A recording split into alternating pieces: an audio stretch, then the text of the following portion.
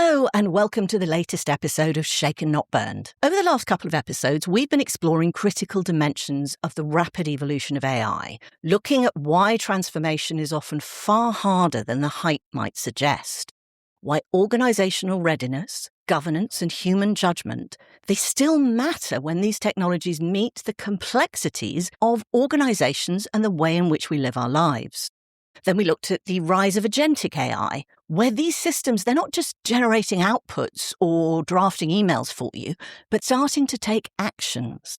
They're building businesses, managing workflows, and potentially reshaping how work itself gets done. But as these systems become more capable, more autonomous, and more importantly, deeply embedded in the way organizations and services operate, it raises another question, and one that doesn't get as much attention. How do we actually make sure that these systems function safely? Because once AI starts doing more than just supporting people, once it starts acting on behalf of people or organizations, the issue is no longer just about what its capabilities are. It's about legitimacy, it's about trust, authority, and permission. So these are actually really infrastructure questions about how the world around us works. We already have digital identity. We rely on that for banking systems and passports and payments, enterprise logins and compliance frameworks. But they were largely built around a much simpler model. And in most cases, identity systems are designed to prove that you are who you say you are, control access to specific things, and meet compliance requirements. So they're good at answering questions like, are you allowed to access this service? What are you authorized to do? And who are you?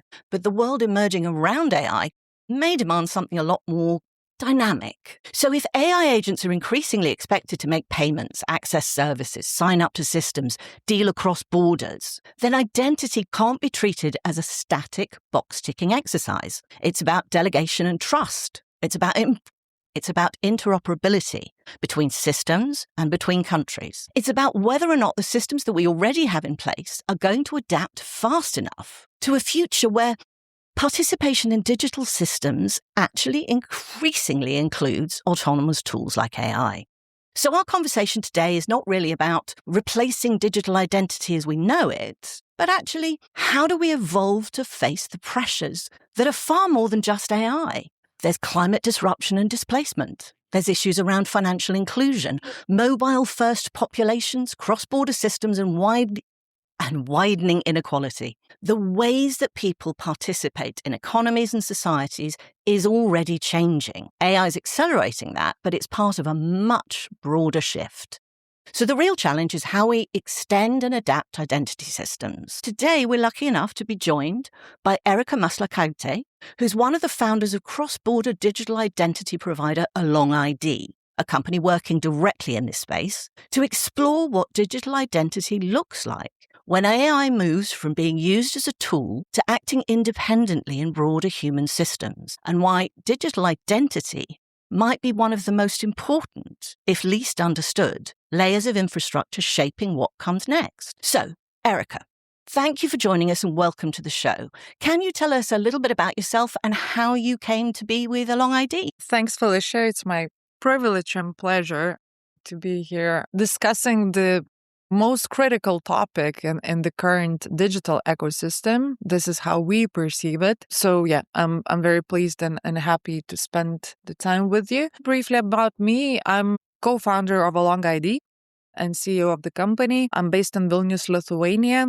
Initially, I'm former executive coming from the domain of fintech, telco, media. And then after more than a few decades in business, I just realized that it's right time to start and bootstrap something of our own. So I invited my two co-founders. One of them is my brother and CEO. The other, my former colleague, our business partner from Sweden. And we bootstrapped software development company. We predominantly started working with digital identity providers. So this is where our domain knowledge lies. And we discovered the challenge for cross-border verification for global enterprise companies. And then we thought, okay, most probably it's the right chance how we can start thinking about our products. We just realized that there is a lack of ecosystem, the neutral player that is connecting like all of the existing identity verification providers, issuers, so to say, of digital identity attributes into one ecosystem and bring those digital attributes into the wallet. So as part of the ecosystem, we have digital identity attributes infrastructure, which acts as a trust layer. And also we have a cross-border wallet because Europe said that by 2030, we need to do to be as much as digitized so that the member countries of the European Union would be ready to deliver services on digital channels in an interoperable way. So for that to happen, all of the member countries would need to be ready with the national wallets that are interoperable within European Union. But it's not about the wallet at the end of the day. It's about the ecosystem starting from European Union, how the certification gonna look like, what kind of services we could offer out of that legislation. So since we were very involved into the industry, we realized that we can take the lead and be ahead of the curve before the regulation kicks in. And this is how we started building AlongID of the European grant that we have secured last year of 2 million, and we're investing 1 million of our own capital, and now moving to the pre-seed round to start commercializing and expanding the product globally. We're lucky that we have 4 strategic partnerships from the top 10 global players in the world. But initially, the challenge we're solving is the interoperability. So we're connecting different digital identity attributes into one ecosystem, incentivizing issuers so that they would get an additional revenue stream, basically doing the same as Stripe did for payments, connecting all of the local payment methods into one core infrastructure, global infrastructure. And this is where interoperability started. And we kind of forgot about times, how it was challenging to get an access to different libraries. One of the things that's very clear is that with the new EU regulations, these national wallets are coming and that interoperability is going to be a huge challenge.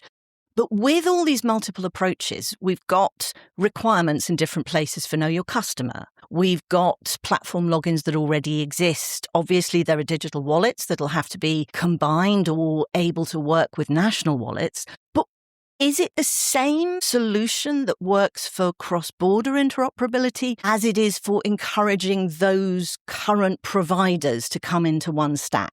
What I'm trying to understand is what is the evolution of that ecosystem going to look like? So the way we see it, we as humans and as businesses, we got very cross-border, we got very authentic and very diverse. So the current KYC and KYB standardized approach for the regulatory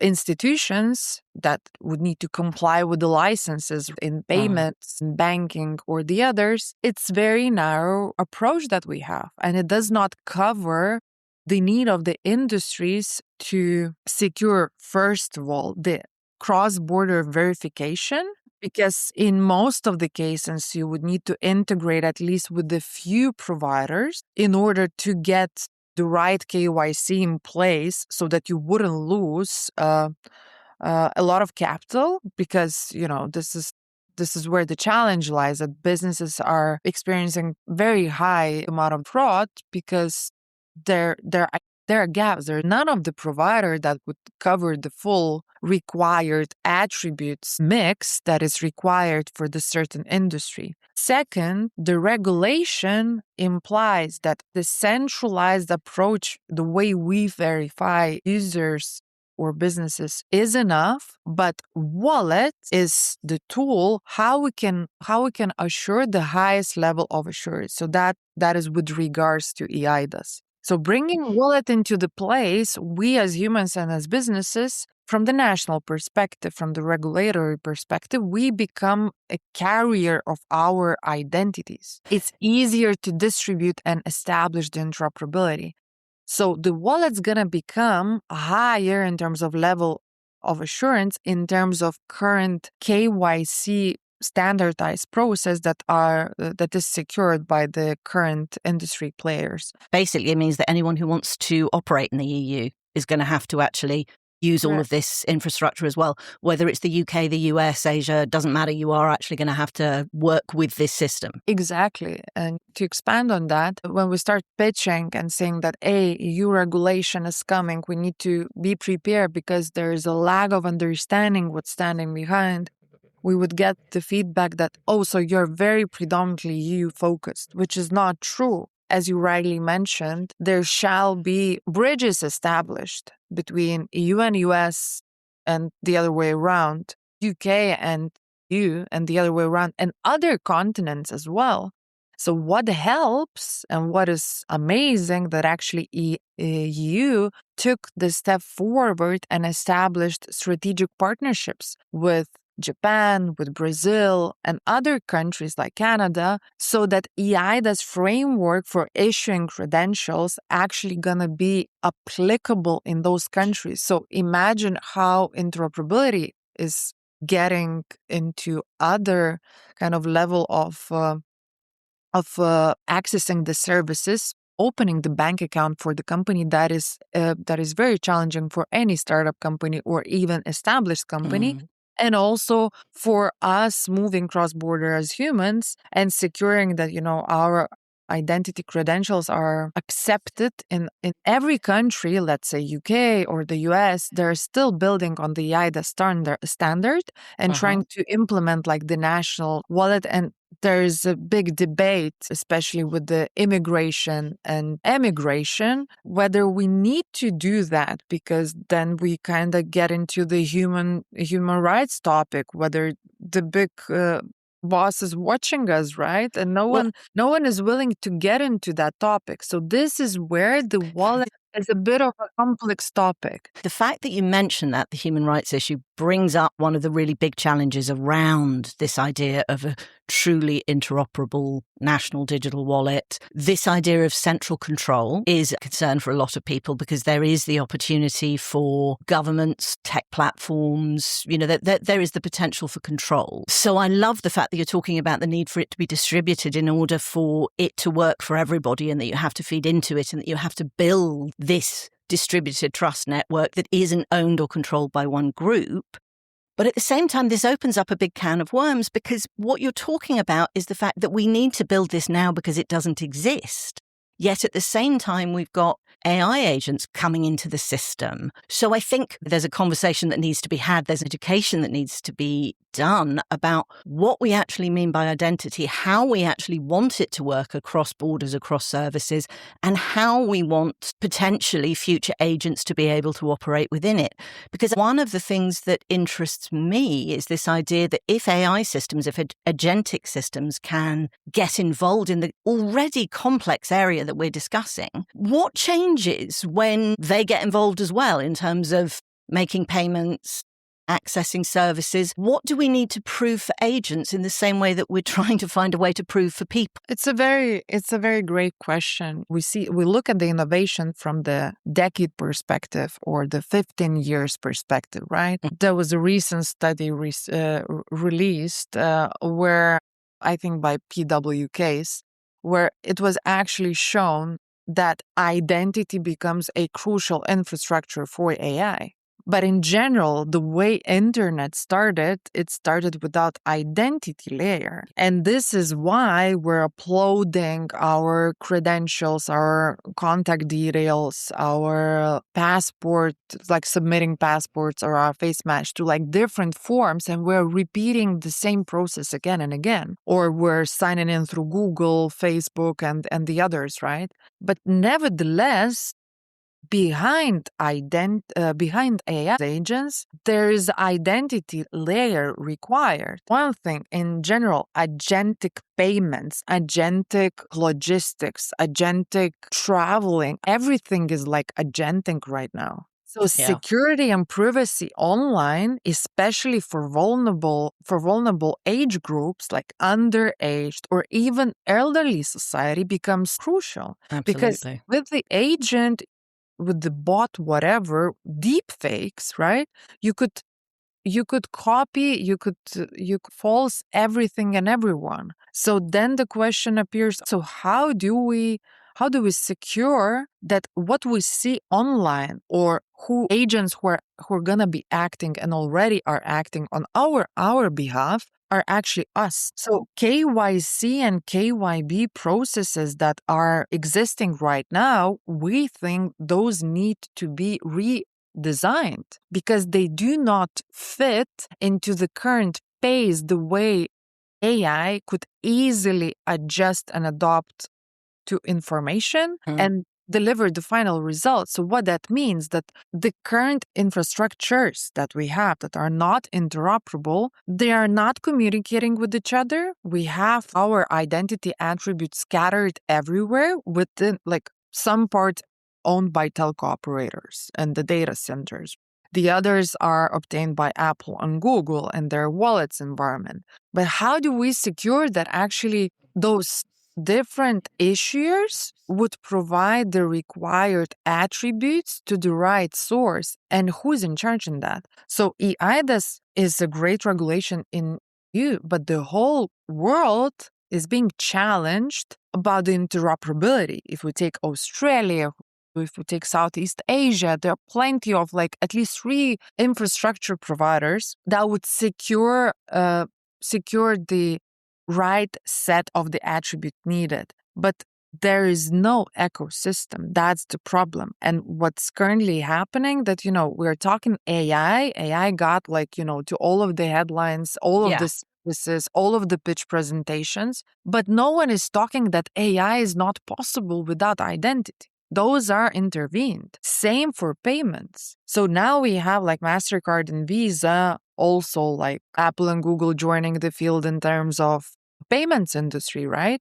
And those are core infrastructures for delivering the service. But where is the identity layer? Definitely. And there's a real element here which I also think needs to be included in the conversation, but is much harder. And this is the privacy issue, because it's not just a question of the security of the system. It's also the people who engage with the system, because I think there are people who will give up privacy in exchange for a small discount on something. And it says that they're going to share their information. It may not say who they are, but it might show details of what they've bought, where they've been. So I think that is an element that probably needs to come into play.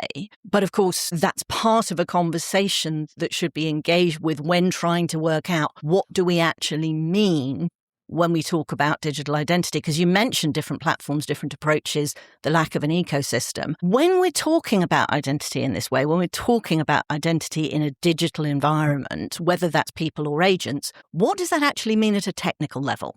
So what are the core components that we really need to ensure that an identity can be verified? It's a very great question, of course, an angle how you would put it, like from the technical perspective, right? There are 2 approaches, first of all, like central and decentralized. From the decentralized approach, we have like plenty attributes that we can put on the wallet, and the user or the business that is the wallet carrier could actually set the rules according to the business needs or the services he or she uses, what kind of attributes he or she carries. So from the technical perspective, from the decentralized approach, the zero knowledge proofs are the angle we're pursuing and we need to adhere. And it also supports the fact how the privacy challenges can be actually solved. Why? Because currently we're disclosing everything about us. I mean, businesses do not care. You're uploading your document or any kind of attribute they require, right? And in general, the definition of the attribute and the definition of digital identity, still, we would get like mixed definitions in our head, depending on the context, what we mean by that. So in the decentralized way, you could just have the right to be forgotten, and you have the right to disclose only that certain information that is required by the third party, meaning business.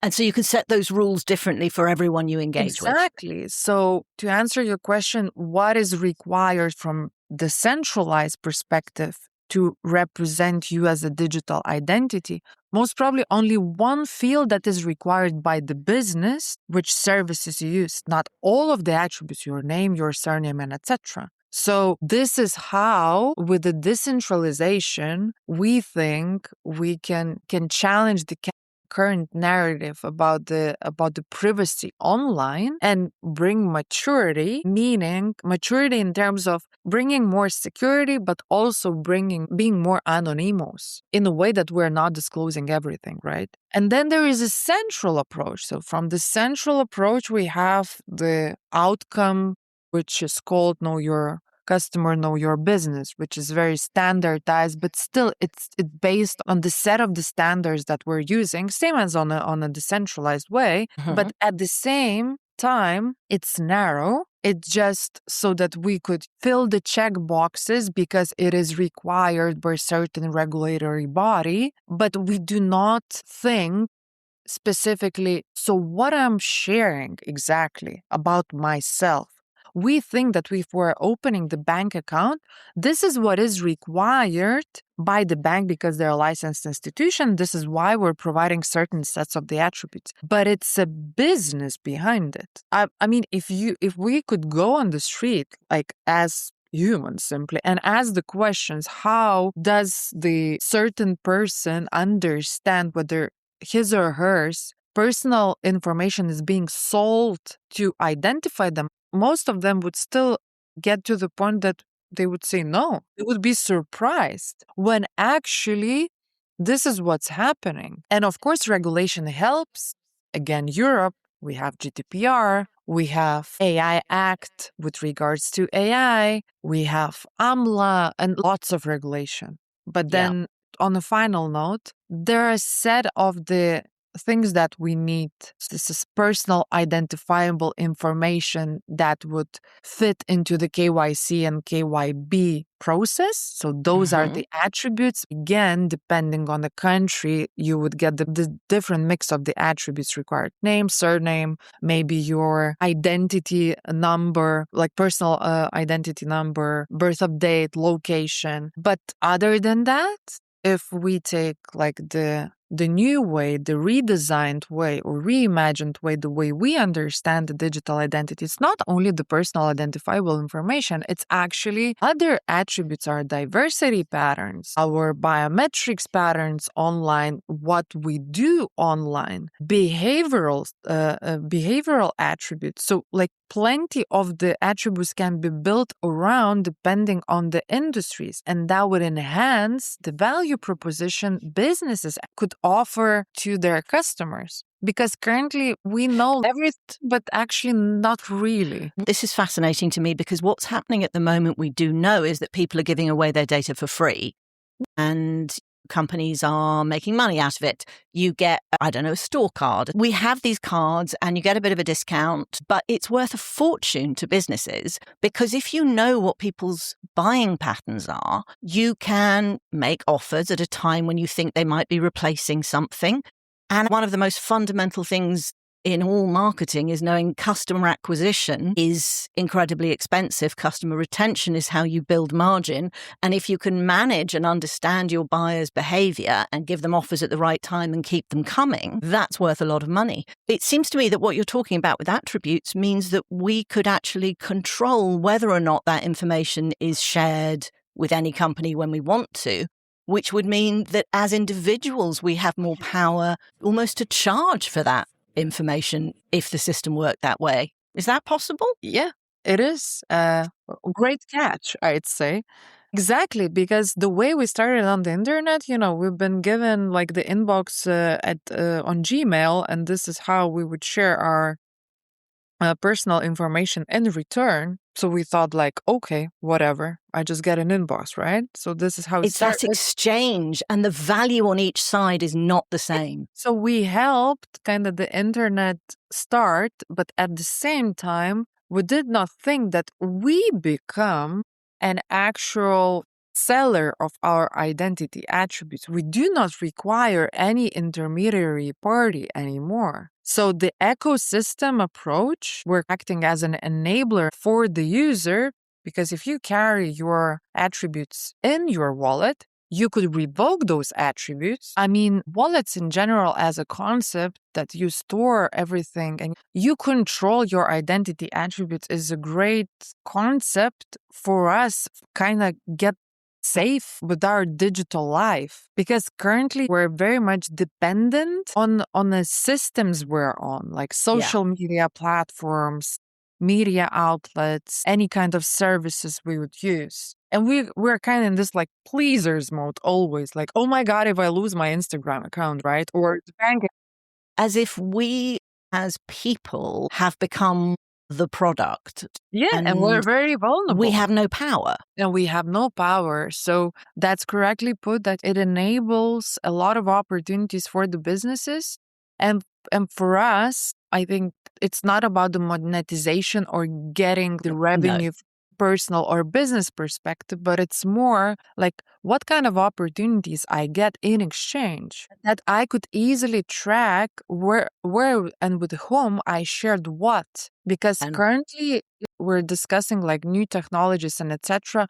But in general, our population in Europe, in the UK, in US is getting older. Elderly people, they get so much vulnerable online. I mean, the bot can call you and you would share everything, like your savings and etc. And we have no responsibility with regards to that, because the speed of the development, it gets like to the place of total uncontrol, so to say. The answer is most probably finding the right balance, because regulation, it is required. Currently, our digital attributes are everywhere, but if we keep them, what opportunities do we get? And how do we educate society in terms of like the value of having those digital identity attributes? Because currently people are trying to hide themselves from the registration forms, getting the accounts and etc.,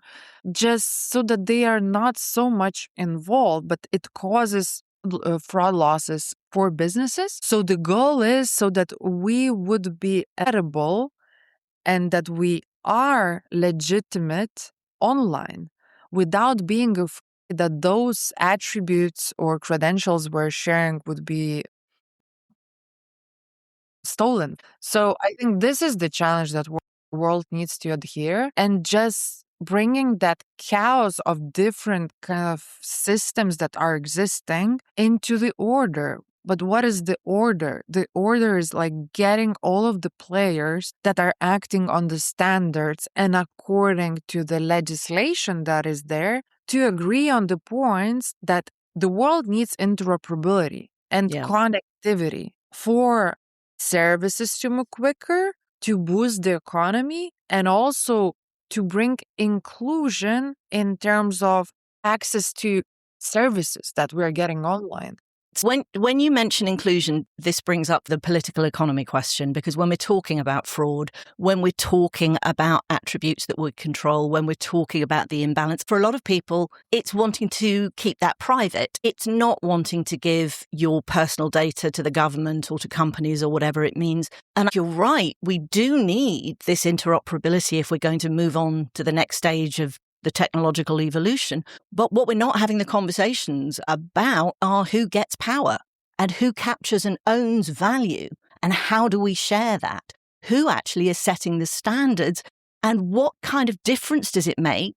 And then, of course, there's the cost, because, you're a private company, you're building something really important. But for it to be globally effective, there are going to be costs in different places that different people are going to cover.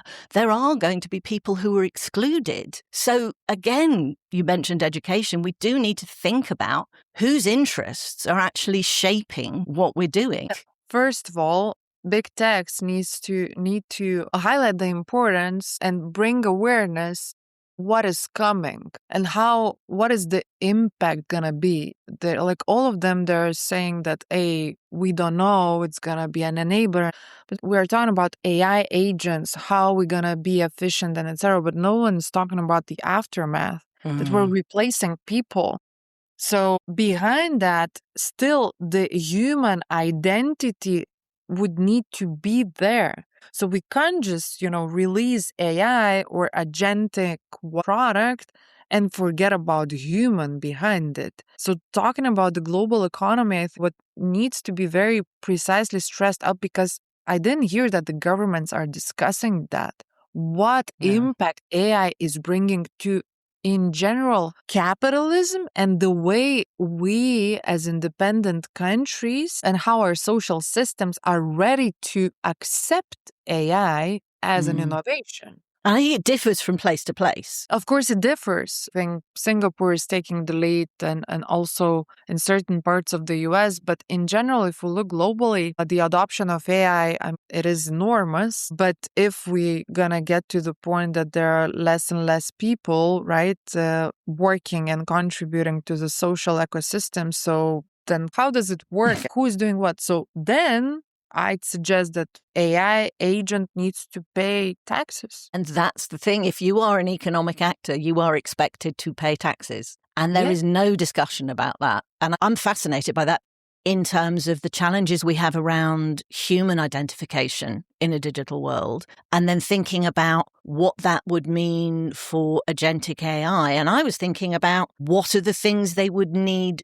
what attributes would they need to identify who they're working on behalf of, who has delegated that authority. Is it something that's considered legitimate? Do we trust where it comes from? But actually what you're talking about is a fundamental upending of what we're used to experiencing in the economic system, and we need to rethink the bigger picture. We need to rethink capitalism in general. Well, I love that idea. So one of the things that I've always thought about capitalism, I think possibly the one fundamental problem is that capitalism is always defined on the basis of financial capital. But if you look at different types of capital, human capital, natural capital, social capital, intellectual capital, there is the potential for looking at things in an entirely different way that wouldn't be necessarily so challenging. But just getting back to the agents and what attributes are required for agents to act on our behalf, to execute, and what are maybe the... Can I ask a specific question about this? Which is that one of the things that has come up when you're talking about digital identity for humans is, where does the friction exist between convenience and trust and control? And I think that's going to be the same question for agentic AI, is it not? It is. Of course it is, because currently digital identity in general as an industry, it works the way payments industry works. So you're being charged per transactions or per checks we are pursuing on certain human attributes, right? So for agents, it's going to be the same, but just going to be like wider scale of the attributes required and quicker. So the onboarding process is going to become, like, the way we understand it, very crucial. How quick we can onboard the customer, how quick we can check that agent who is acting on behalf of somebody. So what do I mean by that? That companies or the governments, they would need to build internal infrastructures to support that. Currently, no one's talking about it. So agents in US for SMEs, and I think Lithuanian Sintra AI startup just raised 20 million or something, but they just literally launched AI agents that have avatars. It's like a character that you have for certain tasks, and they're doing so greatly. But US is not so regulated as the other as the continents, right? So there is no common approach, or at least less standardized way. So, okay, how do we handle those agents? It just seems that the agents came in and now we need to deal with them, like try to understand. So if those are simple tasks they are performing, that's one thing. But if they're getting off representing me or representing my family member, underaged kid. So how does it handle? How the legislation is being prepared as well, so that it would be implemented correctly. And for agents, same as for humans, we also need to understand, and let's not forget the robots, right? So where are the gaps between them? I mean, this is something that comes up again and again and again, which is fragmentation. Exactly. We need to think, and I agree with Scott Galloway, where he very much encourages to look at AI as your thought leader. But then we get into the agent. So is it more like your executive PA or in your life that is helping you to be more efficient? I think the outlook towards identity will transform because the agent's gonna enable the variety of the things or the services online that we could not have experienced or just didn't get to the point of setting that experience in place. One of the things I think is worth exploring, because we're talking about the challenges here and the fact that what we don't have at the moment is shared standards or shared infrastructure or institutional alignment. Even across countries, nations aren't even aligned on what they're actually doing. And we've been talking about the fact that the conversation we need to have is about how to rethink the way we structure society. But getting back to the real world, one of the challenges is always recognizing how difficult it is to get things done right in practice. And one of the things that's worth companies exploring whether or not they're going to get involved with agentic AI, with digital identity. What is it that makes identity hard to integrate for organizations and existing infrastructure? Are the problems technical, or are they, as we're talking about, issues around regulation, organizational complexity, and legacy systems? In general, it is expensive because it's an old infrastructure with all of the standards used. So it's a heavy lift to handle for the SMEs. But if we see from the e-commerce perspective, we rightly see that that's the volume where all of the fraudulent activities happen, or where the complexity lies and where the identity is needed, that leads us to the point that we can make digital identity solutions accessible more widely to the small and medium companies, e-commerce shops, marketers, you name it. It's across the industry, so that we could bridge the gap to have identity everywhere on digital channels. And actually reusability as a concept needs to happen, because once we have our digital identity attributes on the wall, this is how we can establish the reusability and reuse those credentials. And at scale, the transaction price gets cheaper. And this is how we are building better access for SMEs to be able to afford that. Of course, there are legacy systems that are hard to maintain and hard to support. And the way the industry has formed over the year, one of the vendors would focus on certain identity type and would have the deep dive on the AML or the deep dive on the biometrics, because all of the patents are secured. And now when wallets are coming into the place and the regulation that supports the higher level of assurance, companies struggle, same applies for payments, by the way, to secure other domains that are required for companies to meet the regulation requirements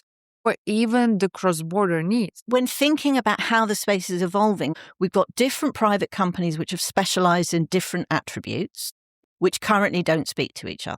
We've got governments that need to provide services and want to do so electronically, and they need digital identity and verification. So that is a key factor of access and who gets access to what. But at the same time, you mentioned SMEs, and so over 80% of all businesses in the world are SMEs. They employ the most people. It's small businesses and the grey economy that actually most people touch on a regular basis. So how are we going to be able to get digital identity and the right attributes in a way that is owned by the individual when it's big companies who are having to talk to each other about how they make their own proprietary systems interoperable? It's a great question. So when they already started talking, so there is a beautiful initiative founded by Switzerland, a global collaboration forum that brings all of the policymakers, standard issuers, business representatives in the identity domain to discuss the topic, how we can enhance and change across the industries the interoperability topic per se. So the discussion already started because everybody understands that the world gets smaller because after COVID, we didn't travel. We just understood that we could be remote. Yeah. Digital services would become very much in need. And the businesses and the governments were not ready for that change. So the change happened very quickly. Now we're so much concerned about how social media platforms are impacting our lives, our mental health, our work environment. So age verification becomes a crucial part. So who can change it? First, we need to agree on the governmental level that it becomes critical infrastructure, that we need a dedicated budget to secure that identity with AI plays well, with payments, with telco plays well. Like core infrastructure providers need to include identity as a topic to their priority list. Because currently what's happening that, governments are buying different solutions like procurement process. To secure the verification, that's usually one identity verification provider or the few. But it doesn't change on a wider scale the challenge we're solving here. Because we're still running in the engineering mindset in a way, which is great to have, but it's not quick. Those old systems, the way we verify users and businesses, and then as an aftermath in the UK, we have such a big topic for the SIM swap, right? Yeah. Challenges. But that's also because of the lack of identity infrastructure. Let's say in the Baltics, we would easily verify ourselves calling to the call center by the mobile signature that is a byproduct from telco operators, or the smart ID, that's the name of the product, but initially this is the byproduct of banks that joined their forces together because they just understood that maybe it's worth investing into infrastructure that solves the identity verification challenges instead of having big losses and doing nothing and depending on the external parties. We saw a great leadership from UK actually quite recently with regards to social networks, right? With regards to age verification. I'm not going to touch like whether it is good or bad or whatever, but in general, bringing awareness that identity verification, because age is one of the digital attributes that we cover, it is very important for our safety online.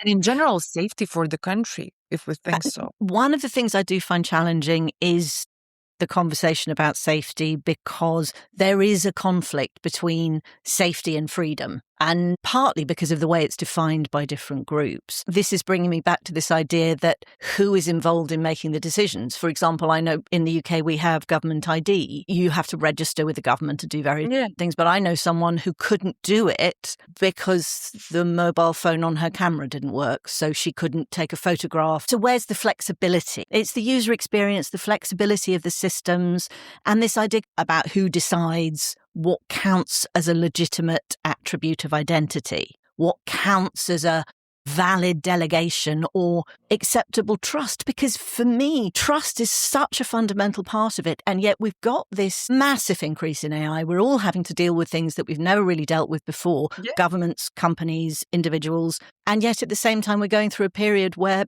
trust in institutions seems to be decreasing. So who's making these decisions? To be honest, there's no common body that is in charge of securing the trust globally, and trust from different angles and digital environment, like one of the layers that needs to be solved on the global scale. Maybe Davos could take this into their agenda and discuss with the countries. Because currently, the way eIDAS implementation from European Union as an enforcement to the national governments is rollouting and is going not well. It's going very slow. European Union just released the age verification app for the budget that was done of 4 million. That sadly does not work well. The project took, time to develop, but the value we get out of that, it's kind of questionable. And with the local implementation by the national governments, it's still a local approach. But you don't establish interoperability like that,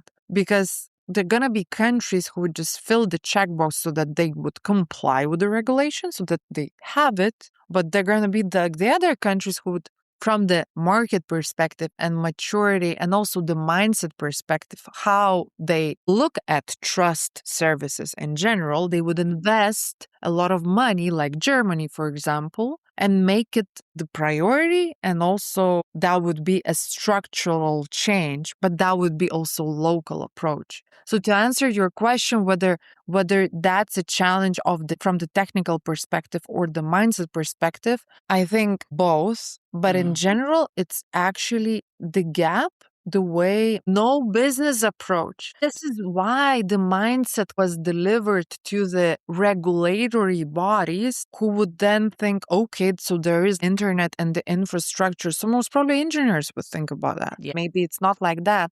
But I think what's required to bring engineers and policymakers, which is a global collaboration actually, if initiative is doing, and standard makers into one room to understand that it's the same challenge we're solving here, and that it is very much required to communicate with each other.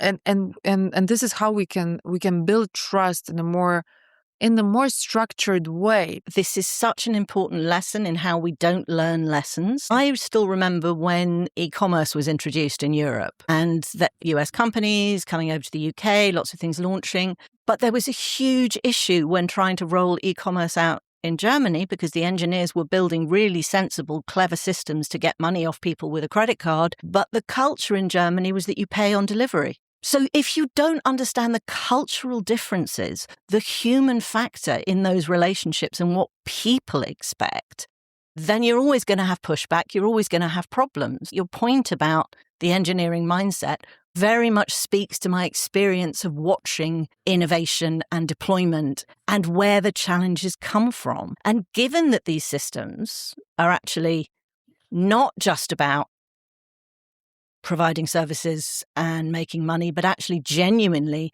about ensuring people have access to support, ensuring participation in society, ensuring that we can actually manage this explosion of technical innovation. You can't just have engineers working on a system which fundamentally impacts on everybody, every person and every individual. It's a great insight, Patricia. And actually, I've been involved in tech innovation for more than 2 decades now. Myself, I started as a product owner, and I've been mediator between business and engineering, or IT, always trying to navigate and trying to first be a tutor, so to say, so that those two parties would actually connect and talk to each other and stop competing with each other. And this brings me to your point that every system that is built for online services could not be built just by engineers without having diverse teams and diverse approach to the things we're building. What do I mean by that? I mean, there are plenty of the products released that were not tested on women, for example. There are plenty of the business skyscrapers developed without taking into account the different temperature levels we adhere as females and males, because there was none of the women in the product team that would highlight that question. And this is how the standards then are born, right? So we need to have this conversation now. Our systems need to be a replica of real life, not just a replica of the standard or the regulation. So I think so. And not forget about the human. Same with the AI. Amazing that AI is quick and fast, but it's textbook. You could train the algorithm, but it's still you get a different outcome because behind the prompt there's a human. And different So this is people how you ask bring different things in different ways. Creativity. So we shouldn't forget about this. And you brought a very important topic. I think that's a big challenge right now in terms of even geopolitics, understanding and culture everywhere in our business environment, in our social environment, and also from the trust tech or the identity point of stand. it also establishes culture on the internet. It's not about only the gadget or the platform or the system or the standard or the infrastructure. We're actually building the extension of the reality that we have. So that means that the social norms that are existing in real life, you might question them whether they are good or bad, they would still need to be existing to some extent on the extension of our lives, whether it's AI environment, whether it's VR environment, or online. There's a genuine risk there that you start to homogenize everything. Whoever is dominating the system at any given time, that may end up being the culture, the approach that dominates, and it's not for all people, and it's not accepted or welcomed by all people. For me, this idea that we're extending reality is possibly one of the most important parts of this conversation, because we have to recognize that we're not yet actually having the conversation we need to have as we hurtle forward and start developing all these systems. People are already using agentic AI, and we know these discussions, these conversations, these concerns have not been explored. So if listeners take away one thing from this conversation, what do you think is the most important idea or distinction that they should understand about digital identity, where it is today and where it's going? First of all, that digital identity is not our digitized passport or our purely credentials online. It's actually our presence online and the mix of the attributes that represent us, and we need to take control of them. Identity is very tight with the AI and with the payments industry and with plenty of the other industries that we're using services. The biggest challenge, it's interoperability. Why? Because we do not have control of our digital identity attributes online. It brings us to the big concerns about our privacy, that we became very vulnerable online, and the whole environment becomes very harmful, and it shouldn't be. So regulation helps. Europe is taking the lead and other countries would adhere, but it's a global challenge. We need to secure the right bridges to secure cross-border verification. And this is what digital identity as a critical infrastructure that is becoming right now is trying to solve. On a final note, I think what's important to mention that we all contribute to our trust or digital trust online. So we're all contributors to that, and that in the long run, we will have control of our digital identities, but then the question would be, how do we use them? And in what manner? The policy-making process from the digital identity perspective becomes very crucial, because digital identity most probably in the future will surpass identity as we understand it right now. So that means we think about the future governing process in the countries. Now we're going to the voting polls. Most probably also that's going to change. So this is why the critical infrastructure becomes a very huge topic. So to secure that, we need to secure the further development so that it gets to the right point. We need to bring all of the stakeholders together, industry representatives, policymakers, engineers, and business people, so that we could bring more inclusion and diversity, and so that those digital attributes would be available for everyone, not for the commercial business. Because what the world needs. Of course, there are certain countries that are still following this authoritarian, right, or Big Brother's approach. But in general, if we talk about the Western approach or the inclusive world, the identity is tied to us as humans. And even from business perspective, everything starts from us as a human. So human approach should not also be forgotten. And actually, it should be reprioritized in the sense that human is at the core of the whole ecosystem. And only then we talk about digital identity attributes and everything what follows. So we shouldn't forget about us per se. That's such a beautiful place to end our conversation. In the end, this is about being human and what that means and the world that we choose to live in. And we have to take control of the choices that are being made and where things are going. So thank you so much for joining us today, Erika, helping us to unpack why digital identity is going to be one of the defining elements from the advent of AI, from this next stage of technological disruption. And I think what's come through more than anything else is that while there's a long way to go in building the technical infrastructure of digital identity, one of the most important things is understanding the systems of trust, legitimacy, and participation. Because those don't just underpin digital identity, they actually underpin the function of society as a whole and the economy. So we need to remember that real transformation isn't just about technology itself. It's about what we want that technology to be, where we want it to take us, and how. So as AI does become more autonomous, the question isn't just about what it can do. It's whether or not the systems that we have in place, the infrastructure beneath them, identity and permissions and governance and trust and interoperability, whether or not they can evolve fast enough to support what is going to be a far more dynamic digital environment, an extension of the real world. So we need to think about this question of digital identity, not just as about the impact of AI, but of all the overall pressures that are changing the world in which we live, where questions of access and inequality, of mobility and climate disruption and digital dependence, they are reshaping the way we act. So I think digital identity is fundamentally a far more important issue than people have yet realized. Anyway, to our listeners, I hope you've enjoyed the conversation as much as I did.